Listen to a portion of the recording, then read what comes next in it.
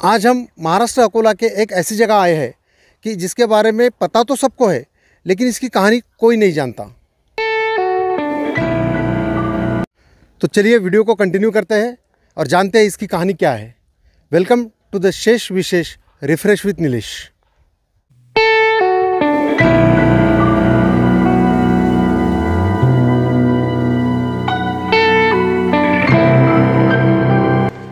पातूरमधील सर्वात प्राचीन वास्तू म्हणजे लेण्या।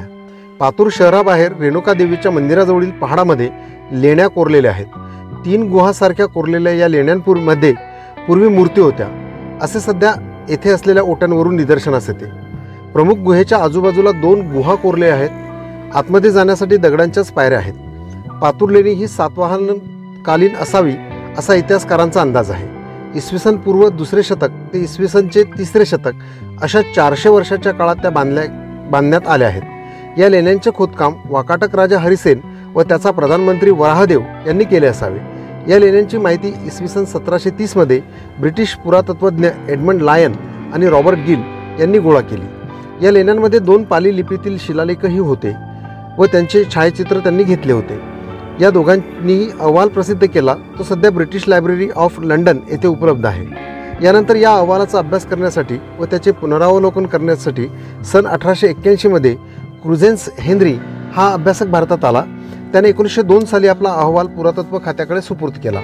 यामध्ये त्याने पातूरच्या लेण्या बुद्ध लेण्या असल्याचे म्हटले आहे। पुरातत्व खात्याच्या संकेतस्थळावरही पातूरच्या लेण्या बुद्ध लेण्या असल्याचा उल्लेख आहे। भारताच्या इंडिया प्रिस्टाईन हिस्ट्री या संकेतस्थळावरही हा अहवाल बघायला मिळतो। या लेण्यांमध्ये दगडांवर कोरलेला लेख होता, तसेच एक संस्कृत लेख होता। मात्र ती कडा पडल्यामुळे हा शिलालेख नष्ट झाल्याचा उल्लेख 1923 मध्ये प्रकाशित झालेल्या पुस्तकात यामा काळे यांनी केला आहे। यावरून हा शिलालेख यानंतरच्या काळातच नष्ट झाला असे दिसते।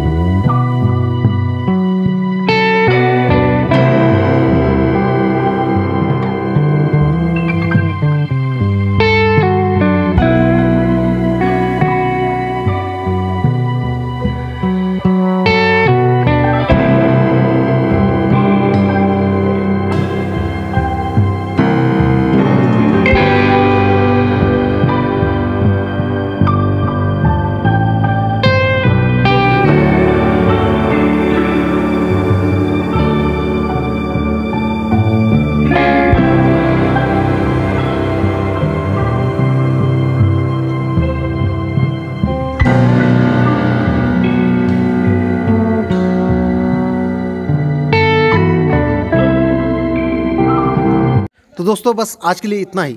अगर वीडियो पसंद आए तो वीडियो को लाइक करो, चैनल पे नए हो तो चैनल को सब्सक्राइब करो और ऐसे ही नए नए वीडियो देखने के लिए हमारे साथ बने रहो। मिलते हैं अगली वीडियो में जल्दी ही।